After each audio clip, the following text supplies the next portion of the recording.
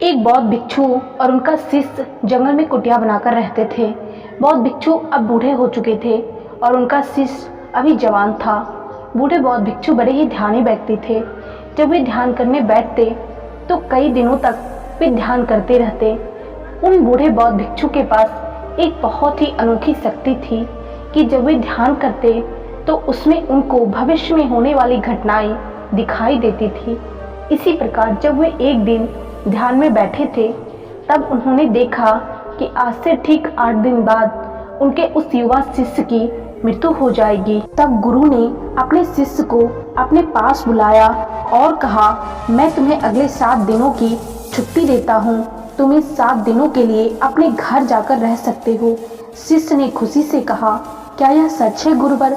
गुरु ने कहा, हाँ। शिष्य ने मुस्कुराते हुए कहा, मेरा भी पिछले कई दिनों से घर वालों से मिलने का मन कर रहा था। गुरु ने कहा, ठीक है, अब तुम जाओ, लेकिन याद रहे 8वें दिन के शाम होने तक तुम्हें यहाँ वापस पहुँचना है।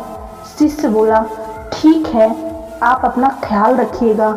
अब आप बूढ़े हो चुके हैं, आप आश्रम का कोई काम मत कीजिएगा, मैं वापस आकर कर लूँगा, आप रहने दीजिएगा। इसके बाद उसने अपने गुरु का आशीर्वाद लिया और पहाड़ी से नीचे उतर गया, बिना यह देखे कि उसके गुरु के आंखों में उसे खोने का डर था। शिष्य के गांव के रास्ते पर एक नदी पड़ती थी। उस नदी के किनारे चींटियों का एक हिल था, जहां लाखों चींटियां थी।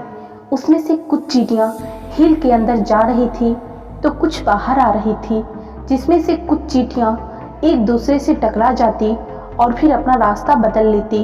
यह सब देखकर उस शिष्य को बहुत आनंद आ रहा था।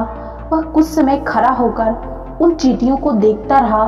फिर अचानक उसका ध्यान नदी की तरफ गया। फिर उसने देखा नदी का पानी धीरे धीरे बढ़ रहा है, जिससे उठने वाली रेत चींटियों के हिल के पास तक पहुंच सकती है, जिसकी वजह से ये लाखों चींटियां बेवजह ही मारी जाएगी। यह सोचकर उसने अपने कपड़े उतारे, उसमें मिट्टी भरकर चींटियों के हिल के चारों तरफ एक छोटा सा घेरा बना दिया।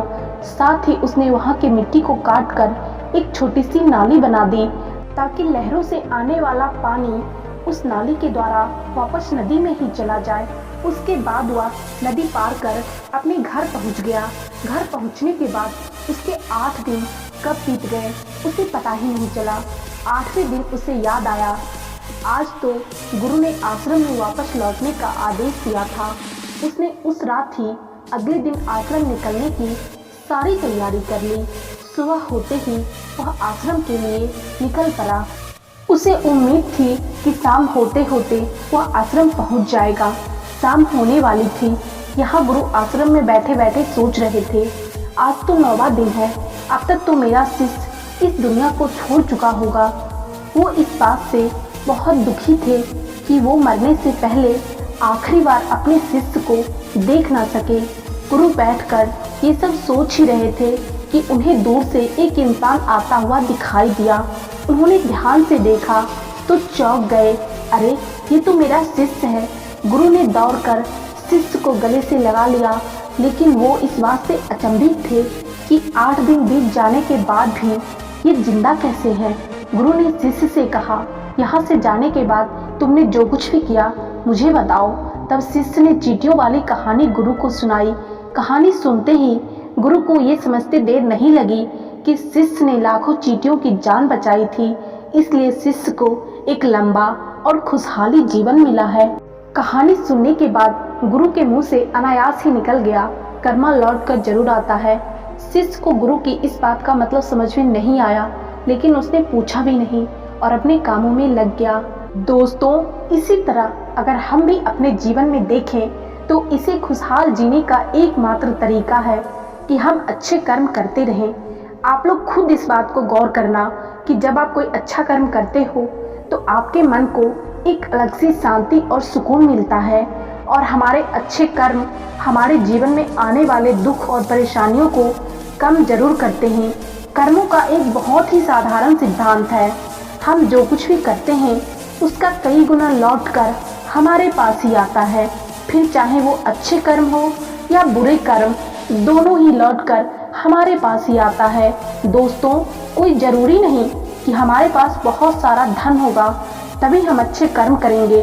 अच्छे कर्म हम बहुत प्रकार से कर सकते हैं। हमारे ऐसे कर्म जो लोगों को कुछ प्रदान कर सके, दूसरों के साथ खुद को भी एक सुकून दे सके। इसलिए अगर हम अपने जीवन में खुश रहना चाहते हैं तो हमें आज से ही अच्छे कर्म करने शुरू कर देना चाहिए और आप देखेंगे अपने आप ही खुशियों से भर जाएगी। आज के वीडियो में इतना ही, मिलते हैं नेक्स्ट वीडियो में, तब तक के लिए धन्यवाद।